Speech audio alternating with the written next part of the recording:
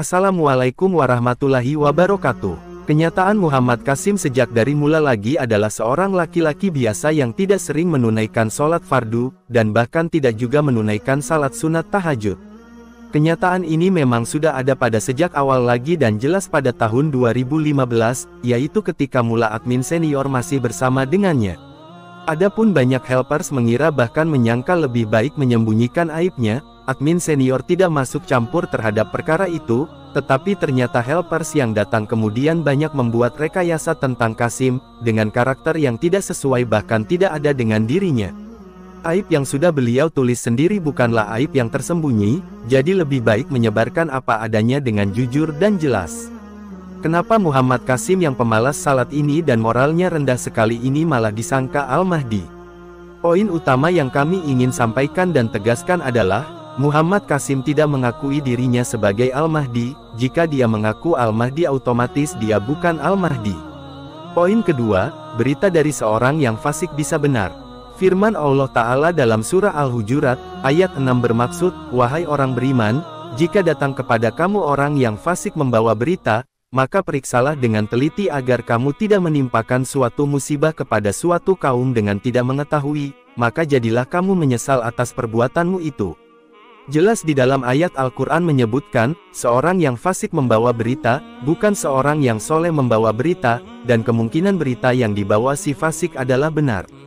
Jadi jika Allah menyuruh bertabayun berita yang dibawa si fasik yang sudah jelas kefasikan, sudah pasti bermaksud meneliti kebenaran berita yang dibawanya bukan lagi memandang kepada orangnya. Dan sejauh ini mimpi Muhammad Qasim masih saja terus menjadi benar seiring berlalunya waktu. Jadi semua kekurangannya ini ternyata semakin menguatkan potensi bahwa Muhammad Qasim adalah Imam Mahdi yang akan diislah Allah. Makna islah. Kata islah berasal dari kata Arab as-soleh, yang berakar kata islaha, yuslihi yang berarti memperbaiki, merupakan lawan kata dari fasad yang berarti kerusakan, keburukan.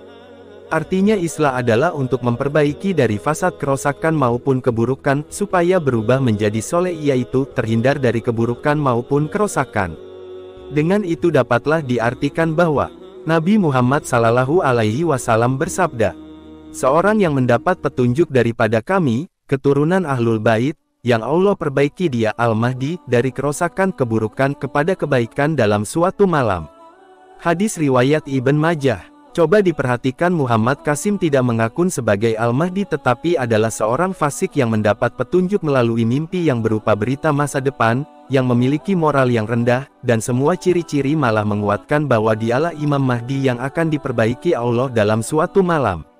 Dan ini membenarkan hadis Nabi Shallallahu Alaihi Wasallam, baginda bersabda, sesungguhnya tidak ada seorang pun yang akan masuk surga kecuali jiwa yang tunduk kepada Allah. Namun Allah dapat mendukung agama ini melalui tangan seorang fajir yaitu pelaku dosa. Hadis riwayat Muslim dan Bukhari. Kali terakhir mustahil Muhammad Qasim mampu mengarang mimpi-mimpinya karena faktanya dia hanya manusia biasa dan mustahil mimpinya diajar oleh setan maupun iblis. Karena pengajaran utama dari mimpinya adalah menjauhi syirik dan juga tidak berputus asa dengan rahmat Allah. Surah An-Nisa ayat 48. Sesungguhnya Allah tidak akan mengampuni dosa syirik, dan Dia mengampuni segala dosa yang selain dari syirik itu, bagi siapa yang dikehendakinya. Barang siapa yang mempersekutukan Allah, maka sungguh ia telah berbuat dosa yang besar. Allah juga berfirman bahwa, dan janganlah kamu berputus asa dari rahmat Allah. Sesungguhnya tiada berputus asa dari rahmat Allah, melainkan kaum yang kafir.